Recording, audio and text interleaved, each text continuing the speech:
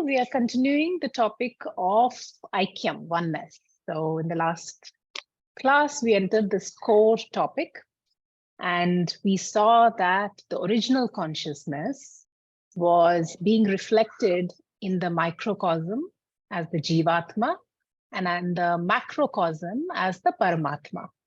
Just like a face reflected in different mirrors in a fun house could look different because of the reflecting medium, it was the same, this Atma Chaitanyam being reflected in the microcosm or macrocosm was appearing inferior or superior based on the reflecting mediums. So Shastra is telling us that the difference is only seeming and oneness is the fact. What is this seeming difference? They are mere distortions because of the attributes that we call upadhis, or which are limiting adjuncts. Getting you all? So what were they? There was the avidya upadhi in the form of the sharira trayam, which was acting as a limiting adjunct for the jiva. And there was the maya upadhi in the form of the prapancha trayam, which was acting as a limiting adjunct for the paramatma.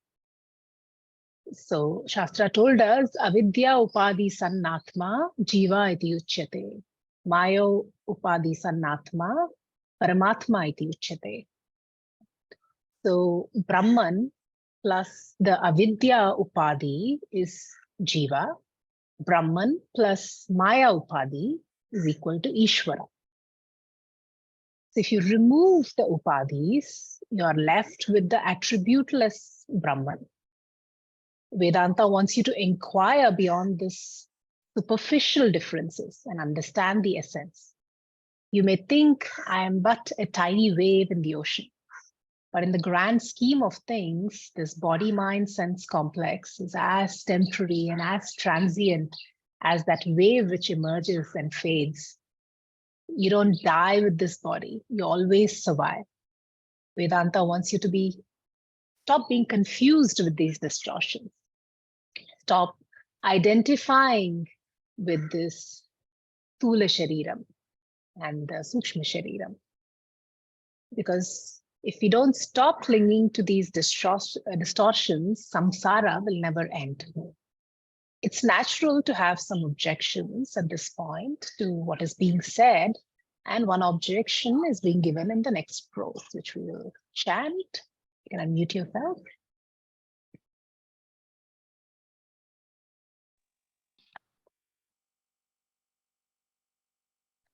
Nanu sahankarasya Nanusahangarasya kinchignasya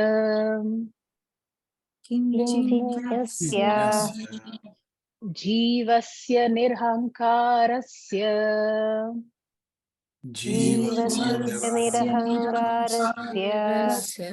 sarvajnasya ishwarasya Sarvajnasya tatvamasiti mahavakyat Tattva Mahavakya katam abeda buddhi syat Katamabheda buddhisya ubayohor Ubayoho viruddha dharma krantatvat Viruddha dharma krantatvat.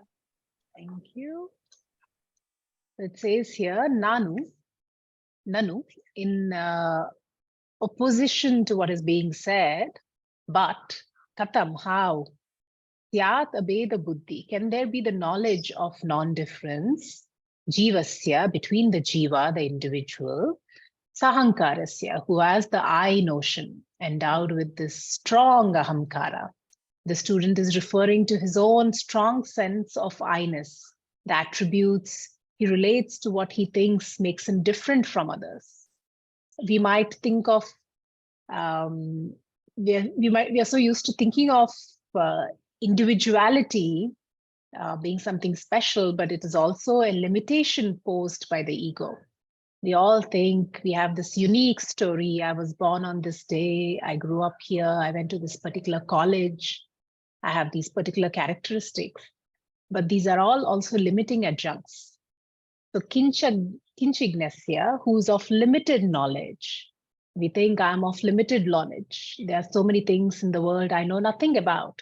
Other things I may know, but I'm doubtful of. Whereas Ishwarasya, of Ishvara, he says, Nihankarasya, who is devoid of ego, Sarvagnyasya, is all knowledgeable. Tattvam asiti mahavakyam. From this mahavakyam, this great sentence, thou art that, which reveals the oneness. Ubayoho viruddha dharma akrantatvat. Because of the two, Jiva and Ishvara, are possessed of contrary attributes. The objection is, how can this oneness be accepted when there are such distinct contrary attributes that we know of? So in short, it says, from the sentence which reveals the oneness between the individual and the Lord, you are that. How can there be the knowledge of non-difference between the two? Jiva, who has the I notion, who is of limited knowledge, and Ishvara, who is devoid of ego and is all knowledgeable, because the two are possessed of contradictory qualities. So the unsaid implication the student is making here is, okay, great, I hear what you're saying, but there will be no way I can accept this. Our imaginary student, like all of you, is very polite, of course. So he doesn't tell the teacher to his face that this is absolutely ridiculous and you've completely lost it. He's still listening, but we keep listening because misconceptions can go away with the right knowledge. Whenever something needs to be understood, an inquiry has to be done. So people often criticize Vedanta, saying it is too intellectual, which is funny because the problem actually is intellectual. Like we keep saying, there is nothing you can do to achieve this Brahman status. You already are Brahman. So it's only the intellect, the ignorance which is clouding this intellect, which makes you, stops you from accepting what you already are. So Vedic scriptures are giving you the right knowledge to remove this ajnana, to remove this misconception. So scriptures give this, especially in what we called Mahavakyam, the great statements. So there are a few, and one that we are delving into right now is Tattvamasi, thou art that. So like any equation, like say 5 plus 3 is equal to 10 minus 2, or E is equal to MC square. If you look at one side, I have 5 plus 3, and the other side I have 10 minus 2. Both equal to 8, so we're saying both are equal. But if you just look at the equation, you cannot see this equalness, right? So an inquiry must be done. Same with any other equation, like E is equal to MC square if you take. When you inquire into it, you will see that the differences are actually superficial. So this most popular Mahavakya, it comes from the Samaveda, from the Chandogya Upanishad, Tattvamasi, thou art that. So that is the Paramatma, the cosmic order maintaining intelligence, whose body is this entire Jagat itself, managing this very complex law of karma, deciding what kind of birth each jiva should get. Not just human jivas, but the minutest microorganisms which exist. And thou is the jiva, this apparently small looking a jivatma with limited capabilities, who might feel miserable because you caught a cold and your nose is congested, or who might lose their temper because someone cut you off in traffic. All these kinds of small challenges that the jiva, small and big challenges that the jiva has. This great equation says that thou art that The Jivatma is the same as Paramatma, the God, which might seem laughable when you first hear it. For some people, it might seem like blasphemy, because we all did grow up in a world of duality, of multiplicity. Many of us might have grown up in religious household where an Ishtadevata is worshipped as God being the creator and I am the created, God being all powerful and I having limited capabilities, God being this omnipotent, omnipresent, all compassionate being. You want me to say, I am God? How outrageous, you might think. So this simple formula is very difficult to truly understand. Many times in this journey of Vedanta, we think we have understood it, but to truly assimilate it, it can be difficult because the message itself is very simple, but we are not able to assimilate it because the mind might not be sufficiently prepared, which is why Vedantic texts will give you several methods like Karma Yoga, Bhakti Yoga, and Raja Yoga to prepare the mind to assimilate this. So till such time, the mind is fully prepared, till such time Chitta Shuddhi is fully achieved, all this Jnana Yoga that you're currently doing right now actually is Karma Yoga for you. When Chitta Shuddhi is completely there, this is when this becomes Jnana Yoga. If there was no apparent differences, there would be no need to give this equation.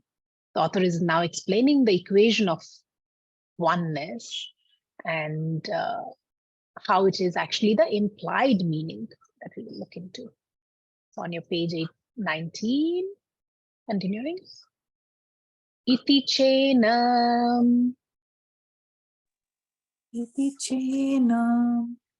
Stula Sukshma Sharira Abhimani सूक्ष्म शरीराणि अभिमानी Tatpadavacyartah तत्त्वं तदवाच्यार्थ Upadi Vinirmuktam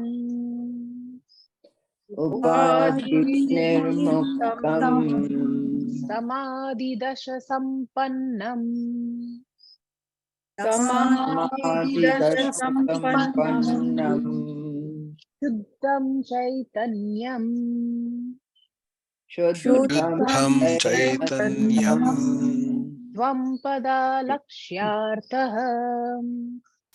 त्वं पदलक्ष्यार्थः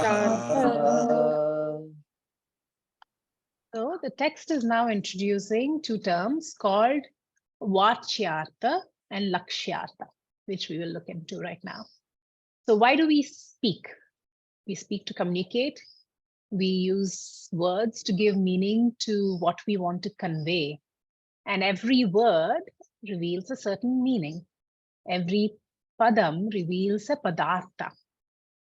So when I say a banana, you have a certain image in your mind.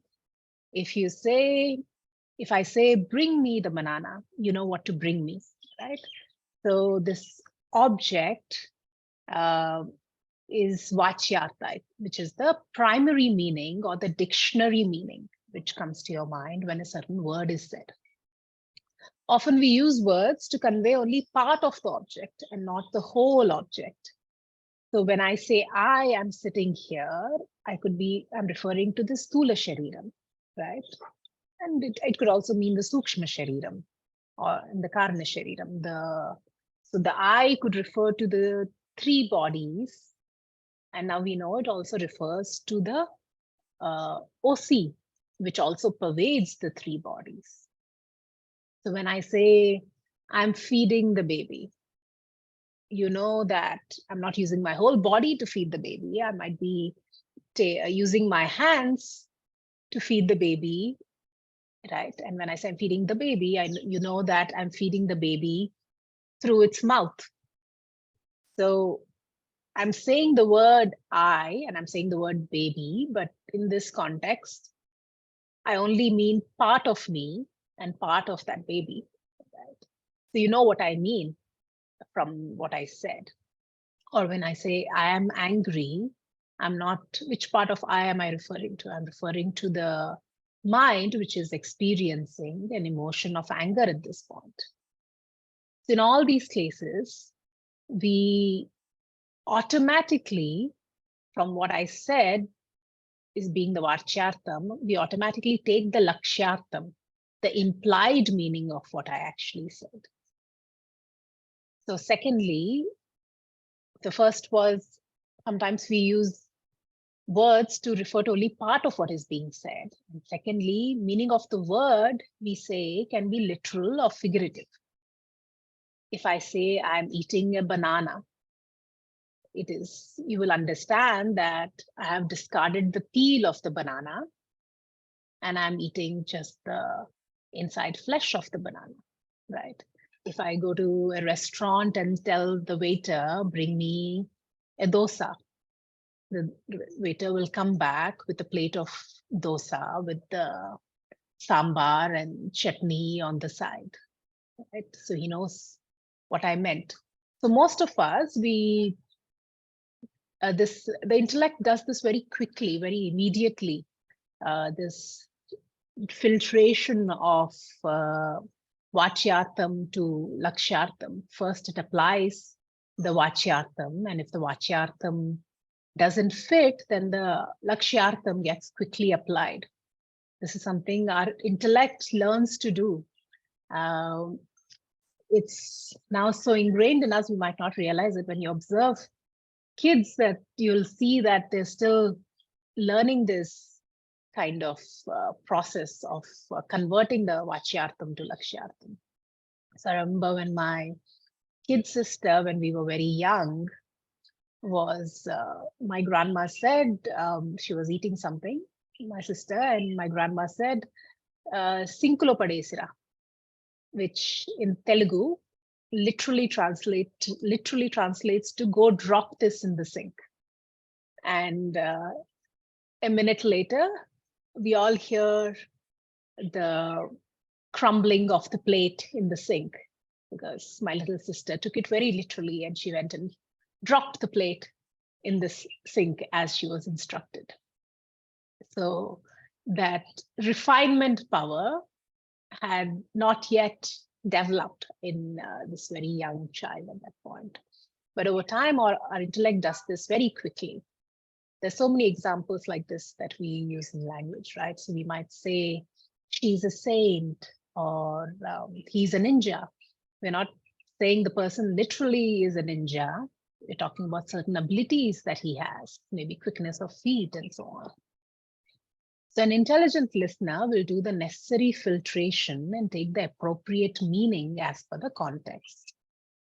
So the teacher here says to do the same thing with this Mahavakyam.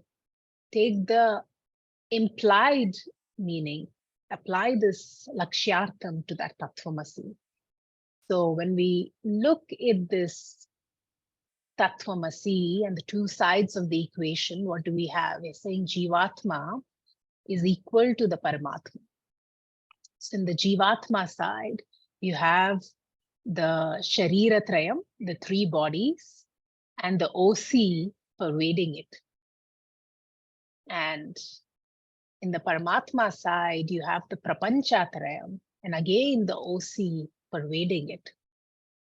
So in this equation, it obviously cannot be, the Shariratrayam cannot be equated to the Prapanchatrayam. These are all upadhis, mithya. So the only thing which can be equated is the OC, the original consciousness, which is the same on both sides of the equation. So that is the implied meaning, the Lakshyartham to be taken when you hear Tattvamasi. It says, iti chet, if asked that does, no, Tvampada Varchyartha, the direct meaning of the word Tvam, which is Stula Sharira Abhimani, does not mean Sthula Sharira include the other two, the one who identifies with these three bodies, because the direct meaning will not work here. The three bodies and prapanchas are different. Hence, we should take the contextual meaning. And what is that? The author says, Upadi Vinirmuktam. Upadi, which is the reflecting medium, the limiting adjunct, Vinirmuktam, segregate or set it aside. So by the process of discrimination, Viveka, we arrive at Shuddham Chaitanyam, the unmixed consciousness, which is Tvam Pada Lakshyartha, which is the implied meaning of Tvam, you. So after filtering, Samadhi Dasha Sampanna. So at the time of separation, we should know which part to keep and which to take away. Or it will become like this devotee Virudhini, who when Lord Krishna came to visit, she was so mesmerized by Lord Krishna that she wanted to feed him a banana, and while feeding the banana, she accidentally gave him the peel.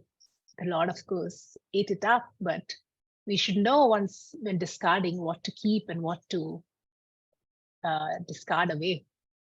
So when you look at this equation, the Sharira Trayam and the OC, know that the body is just matter. The mind is just matter. Intellect is also just matter. They're all Jada, insentient. And this is not me. What is making this body, mind, intellect alive?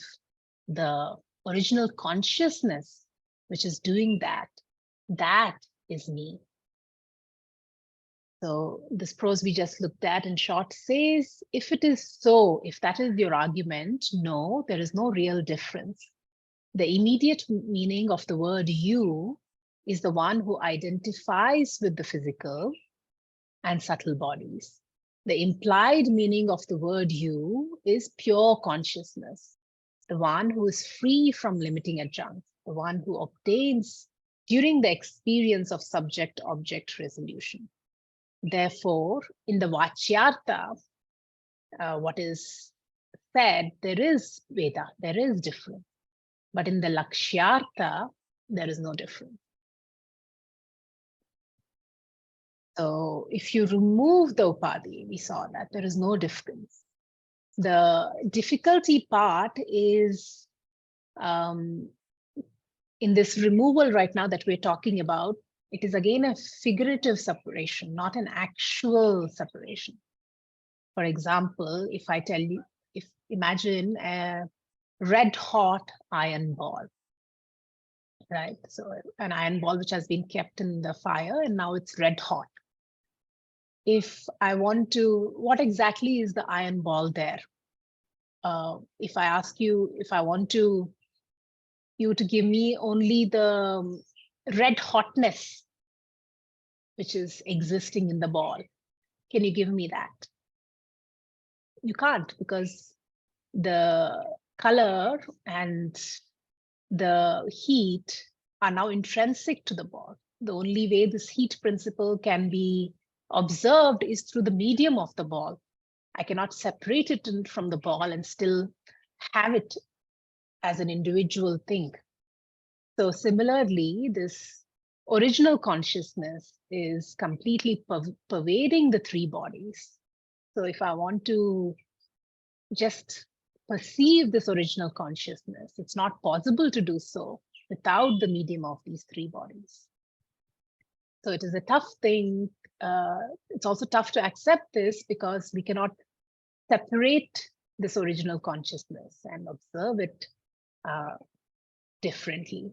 Unlike, all the mirror examples that we're talking about, if you look at the face in the mirror, you can still touch the original face. But in this case, the OC can only be observed through the reflecting medium. So any questions in what I said so far, in what is Lakshyartham and what is Vachyartham?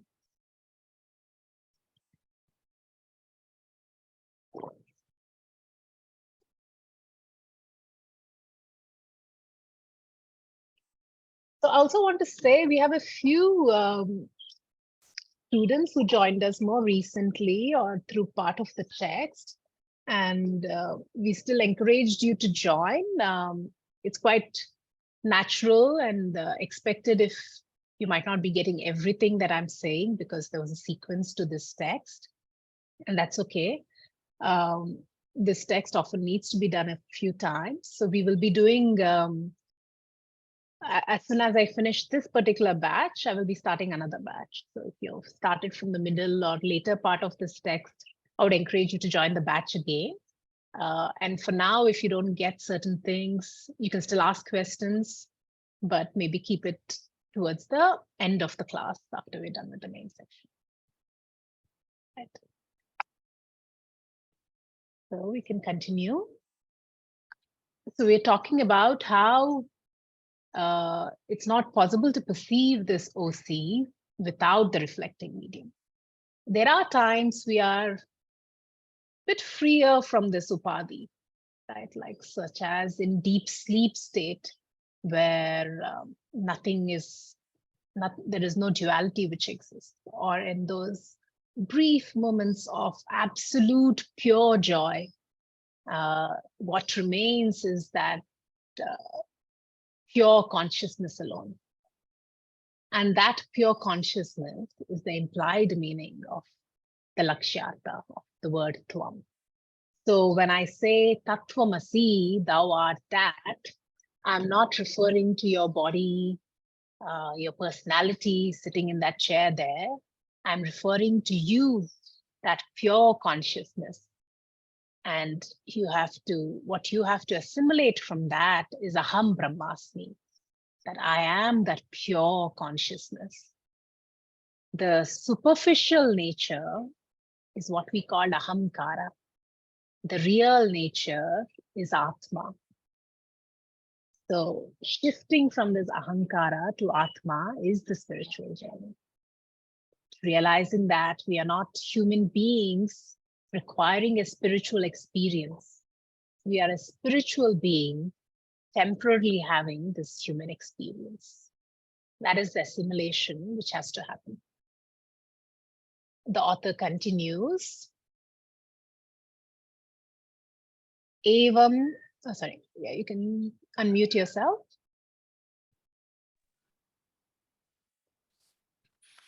Evam Evam sarvajñatva. Evam Evam sarvajñatva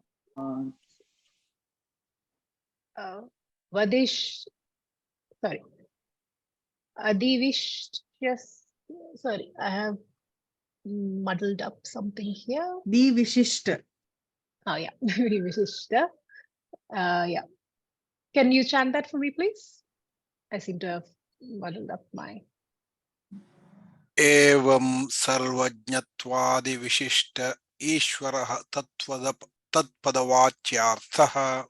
Thank you. Yeah. Upadishunyam. Upadishunyam Shuddha Chaitanyam. Shuddha Chaitanyam Tatpadalakshyartah. Tatpadalakshyarthaha. Evam cha jiveshwarayoho. Evam cha jiveshwarayoho. Chaitanya Rupena. Chaitanya Rupena. Abheda Badaka Bhavaham. Abheda Badaka Bhavaha. Thank you.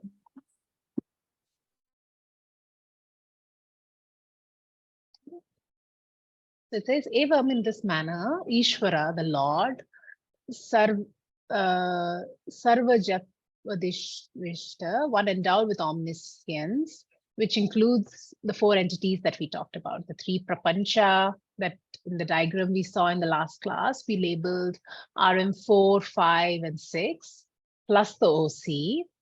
Vachyartham, total body. This it's the said meaning of this total body, total mind, total intellect at the cosmic level.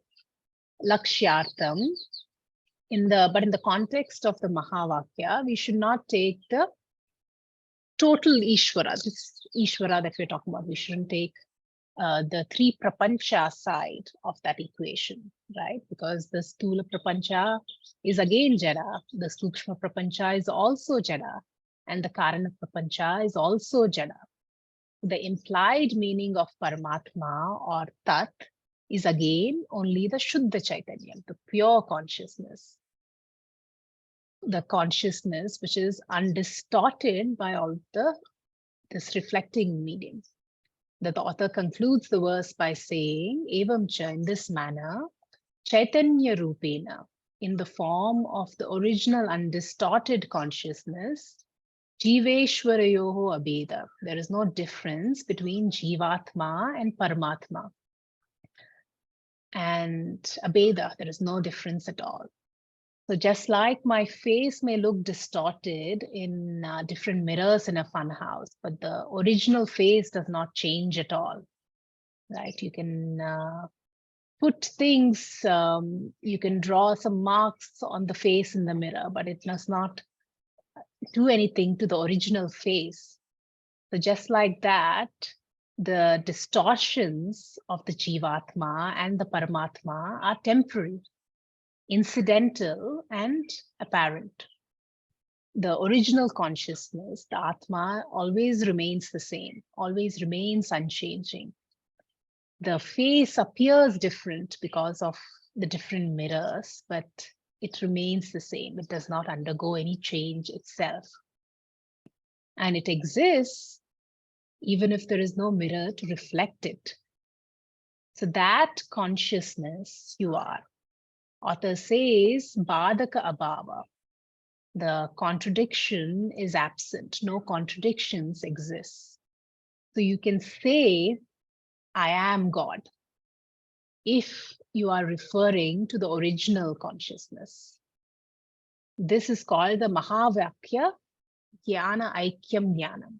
So the knowledge of oneness born out of the study of the Mahavakyam.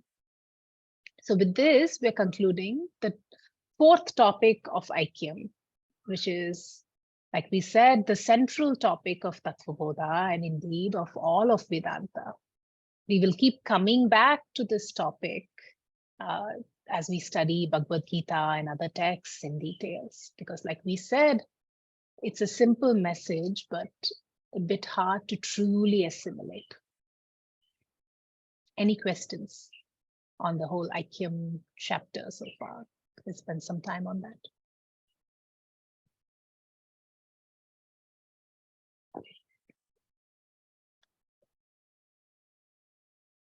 Ishvara, the Upadhi is Maya.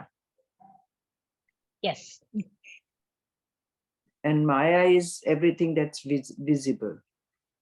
Yes, it's a dependent reality. Everything that can be perceived is an Atma.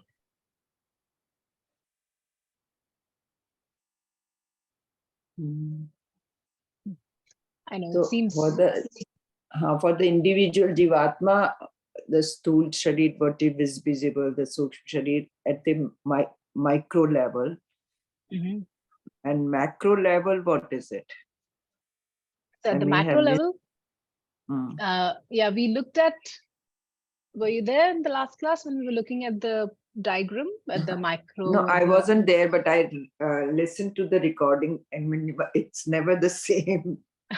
Okay, sure. By the way, I put up those diagrams also in our folder. So if you want to refer to the diagrams again later.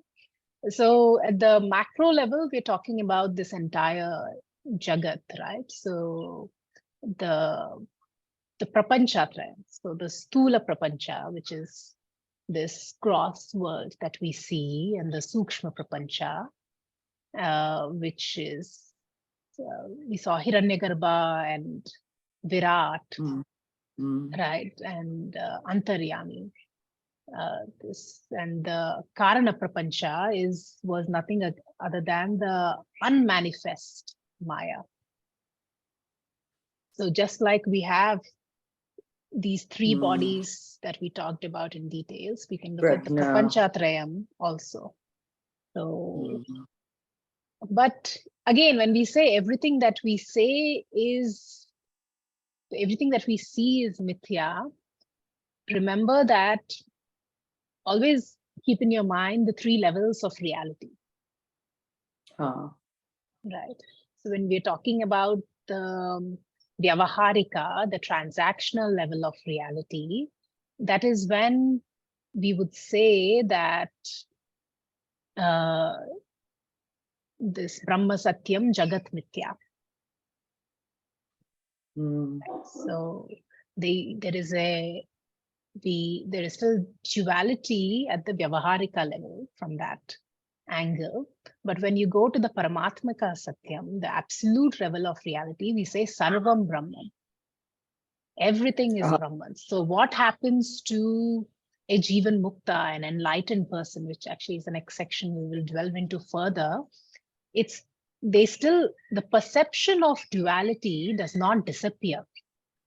Scriptures don't deny the perception of duality. It just says duality is not the ultimate.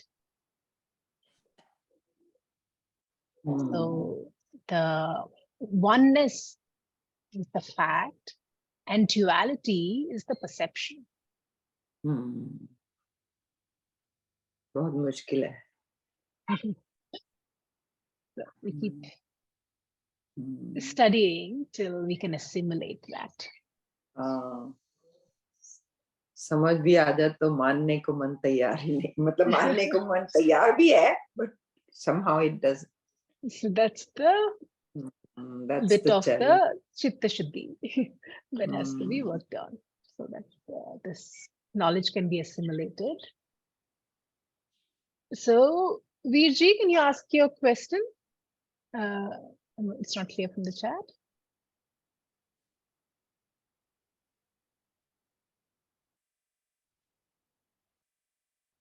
I'm sorry. Am I audible, Spandana ji? Yes, please go ahead. Thank you. I'm not very sure whether it will be part of this talk that you've given, but the question arose because of it. So I wanted to inquire if one looks at Brahman as, as the overall consciousness, as the essence of Jiva or Ishvara, as a human being, right now, how can I try to live within this or in this awareness of Brahman? That is what I was just curious about. If it is an appropriate question for this class. Yeah. Thank you. I will answer that. So,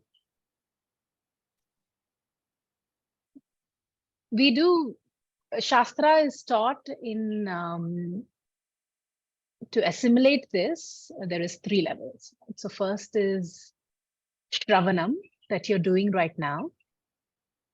You're listening to the teaching. So by the time you're listening, you finish listening to Tattva Bodha itself and a few more texts, you will actually have, by the time you finish Tattva Bodha, Bhagavad Gita, you will actually have the entire Jnanam. You will have the knowledge already, right? But in this process, there's a lot of things which are hard to accept. Yes. So just like Induji was just saying, it's even if I understand it, it's hard to accept it. So the second stage, we do mananam, which is contemplation on the teaching. So there, the knowledge that you're hearing right now, there are doubts which are coming up. So make sure your intellect gets satisfied in this mananam stage. So if any doubts come, you come back and ask questions like you're doing right now. Or you contemplate further on those doubts yourself and see if there is something else in Shastra which can remove those doubts. Sometimes doubts will remain, but something you hear later in Shastra will remove those doubts, right? So after this Mananam stage, you will have doubtless knowledge. You will no longer be confused about what the teaching itself is saying, right? So, but to finish this stage, it takes some time. So the third stage, Nididhyasanam, which is meditation on the teaching. It's like when you have complete doubtless knowledge, but you're not still getting the benefits of moksha. You're not getting the benefits of knowing I am Brahman.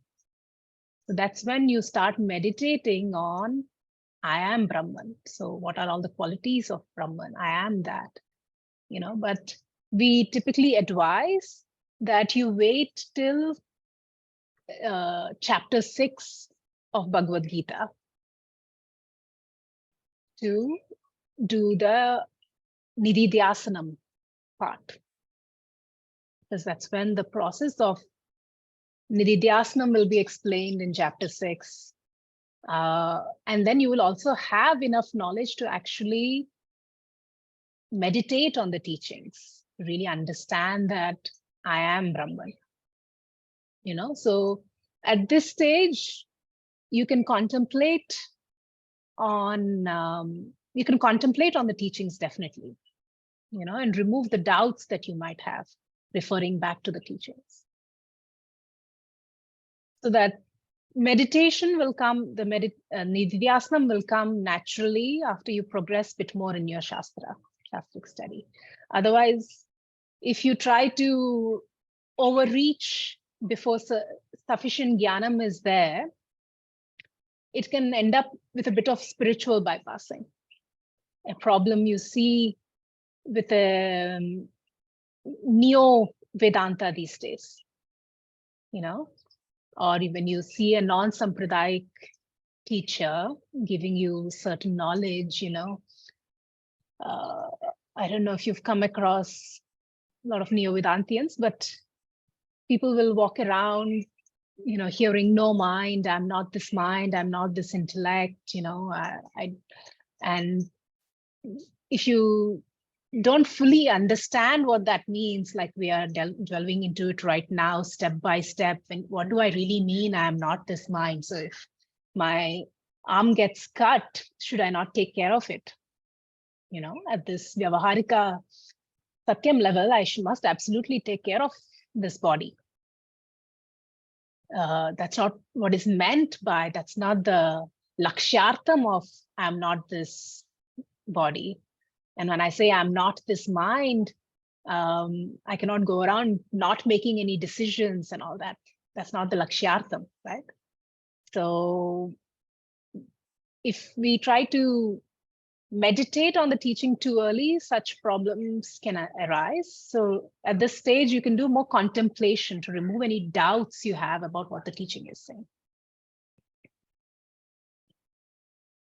Yeah, but I know in this class, not necessarily everyone is a beginner to Vedanta. There are many of you who are doing this text multiple times. You've already been exposed to a lot of different texts. So if you have any personal questions about the exact sadhana at this point, which is right for you, we can also set up a one-on-one discussion. You can reach out to me and we can have a discussion. I can get to know what's been your journey so far and advise on the sadhana you can undertake at this point.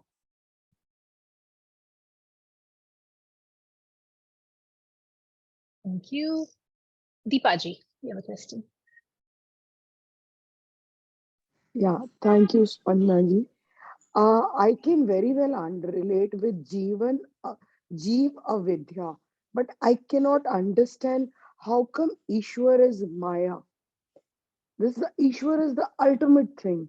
How can it be a Maya? So we are saying Ishvara is what? Ishvara is equal to Brahman plus Maya. So we're not equating Ishvara with Maya, we're equating Ishvara with Brahman plus Maya. So Avidya at the Jiva, we're just calling Maya at the macro level. Right? 1 second, it's getting a bit cold here, Sunday.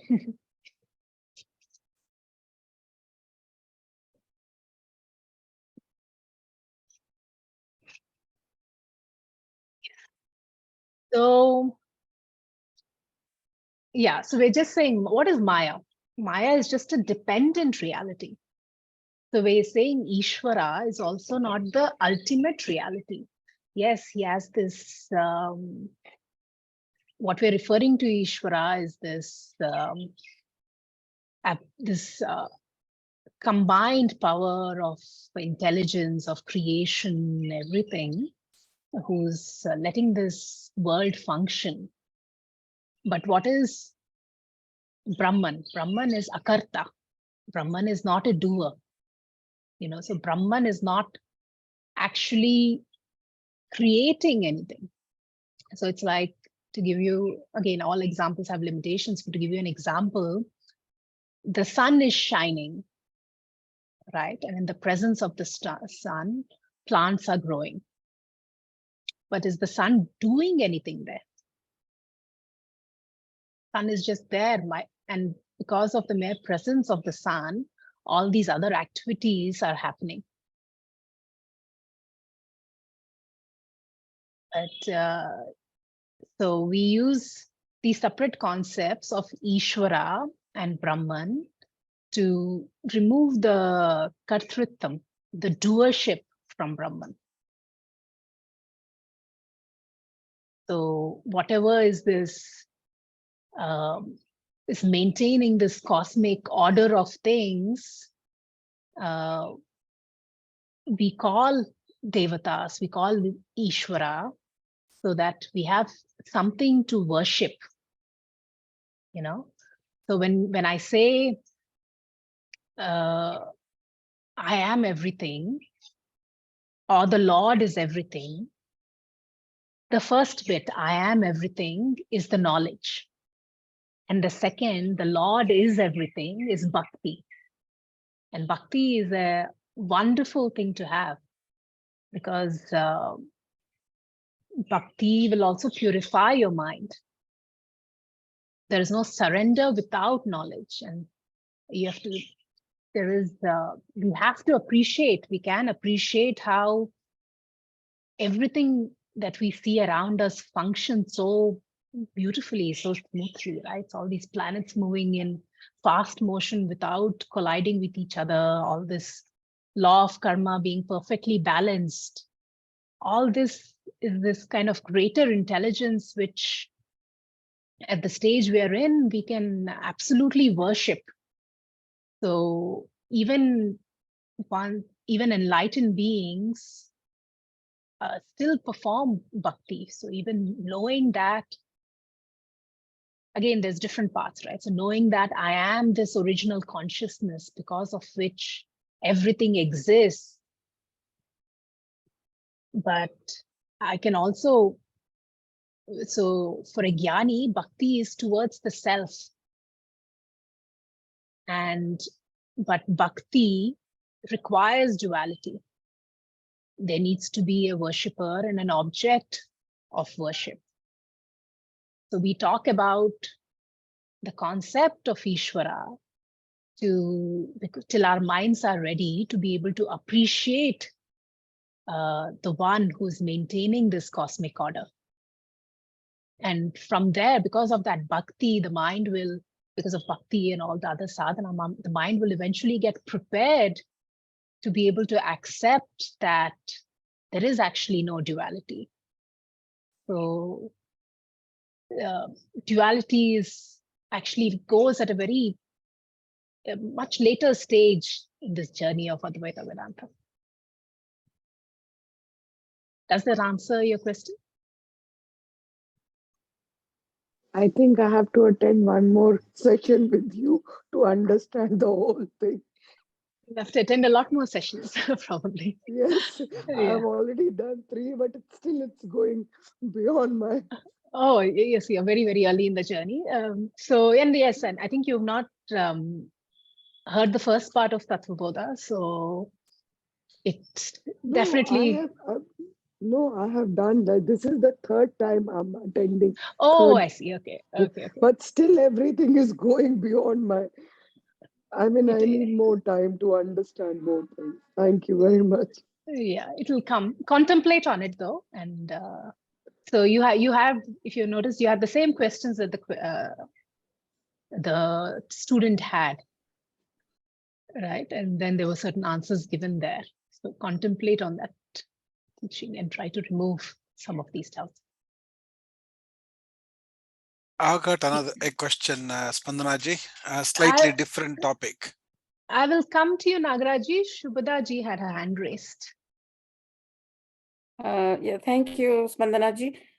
You mentioned the orders of reality, and I sort of understood the Paramarthik and the Vyavaharik. Mhm. And sometime through the lecture series, you have mentioned Pratibhasik. Yes.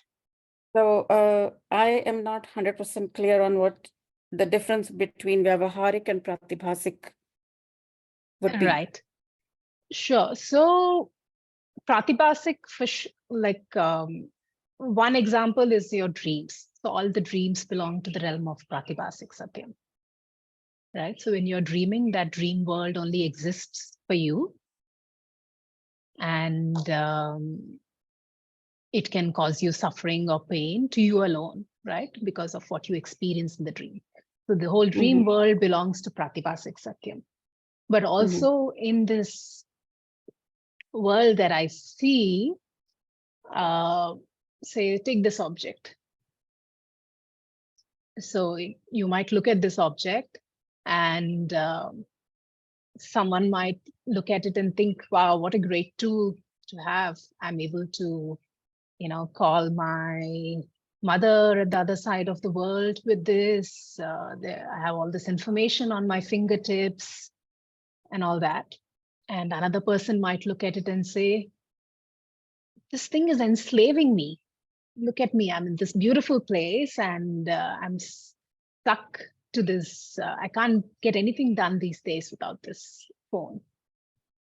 So that's Pratibhasik Satyam, where two people might be looking at the same thing, but the sukham or dukkham generated from that thing is dependent on your own vasanas, on your own preconceived notions.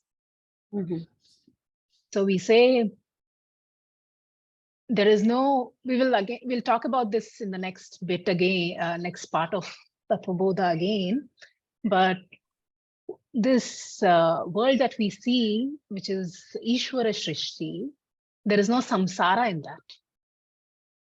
The samsara only exists in Jiva Shrishti because of the perceptions created by the Jiva.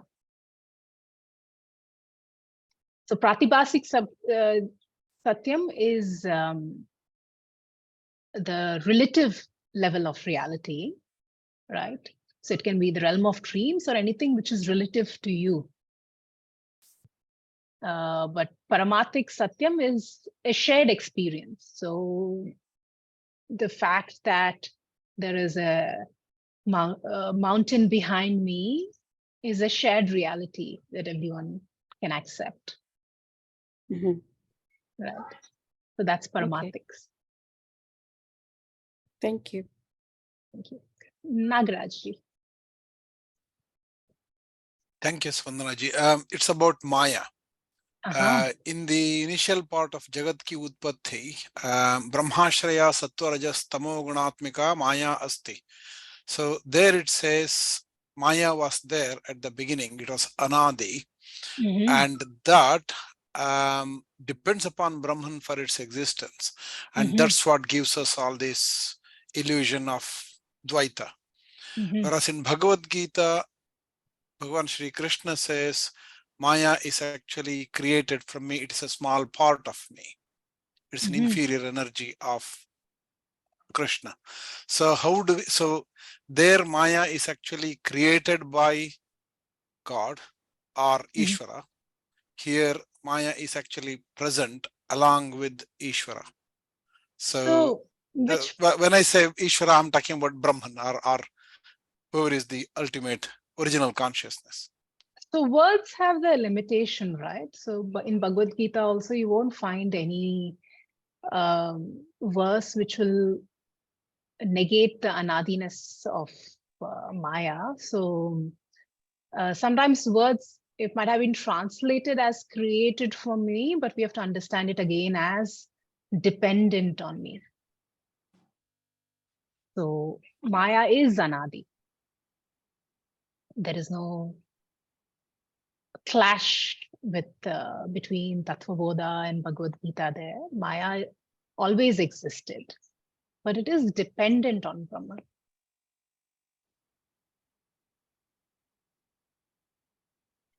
So if we are going to the beginning of the universe, i.e. after Pralaya, when the Srishti But starts again, where is the beginning?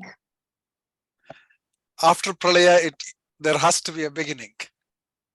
There is, creation is always cyclical. There is a cycle of, so there is no beginning. What you're talking about, so what we talk about, the beginning of Srishti is just the manifestation of Srishti. So before, whenever there is no manifestation, there is a Maya and Brahman. Maya always exists in the unmanifest stage. Yeah. So Shastra doesn't accept beginning. In fact, even when we were discussing the process of creation, I mentioned how even scientists today are, at least some scientists and some physicists today are saying that creation did not start with the Big Bang, that creation is cyclical. Because some physicists like Roger Penrose, who are also Nobel laureates, they're studying black holes, and they say we can see remnants of past creations in that. So even science is slowly catching up and saying, okay, maybe there was no beginning. Shastra always said that there is no beginning. Be very clear about that. So both Brahman and Maya are Anadi. Whenever you read statements in Bhagavad Gita which are translated as, we also have these glorification verses in Shastra. So it has to be taken in context, which is why you're studying with the teacher. You can ask this question again to your Bhagavad Gita teacher also and see what he says. He will have the exact same response as me. That Brahman and Maya are both Anadi, is that Maya can end. Maya ends at the time of moksha, which we will look at. Thank you. Shubhadaji, do you have another question? Your hand is still raised. Oh, sorry, I forgot to take it down. Okay, no problem.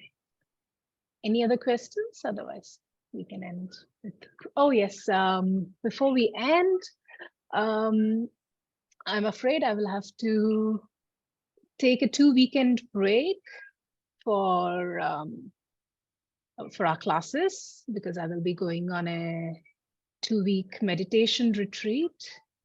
And I believe I won't have access to internet there. So I'll have to take a 2-weekend break. So we'll meet again on the 13th. But I suppose for many of you, even next weekend might be a celebratory weekend. So it might work out well for you also. So I hope that's okay. And then we're almost through towards the end. We're just entering the last bit of Tattva Bodha now. Okay, we'll have maybe 2-3 classes left for the completion of Tattva Bodha. So we should be completing it on the new year, January.